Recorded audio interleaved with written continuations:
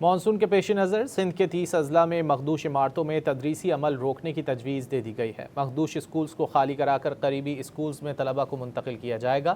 محکمہ تعلیم کے مانیٹرنگ ونگ نے 6220 اسکولوں کو مخدوش اور خطرناک قرار دیا ہے۔ مزید جانیں گے ڈان نیوز کے نمائندے سید وسیم سے۔ وسیم بتائیے۔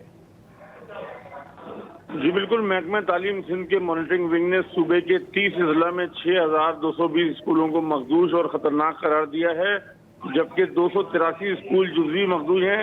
محکمہ تعلیم کی جانب سے خطرناک قرار دیے گئے اسکولوں کی فہرستیں متعلقہ ڈپٹی کمشنرز کو موصول ہونا شروع ہو گئی ہیں۔ ڈپٹی کمشنرز محکمہ تعلیم کے ضلعی حکام کے ساتھ مشاورت کر کے ان اسکولوں کے طلبہ کو قریبی عمارتوں میں منتقل کرنے کے حوالے سے انہوں نے عملی اقدامات شروع کر دیے ہیں، جبکہ ان عمارتوں میں 6283 پرائمری اسکول شامل ہیں، جبکہ بدین، میرپور خاص اور تھرپارکر میں خطرناک اسکولوں کی تعداد نسبتاً زیادہ ہے۔ جی بہت شکریہ سید وسیم ان تفصیلات کے لیے۔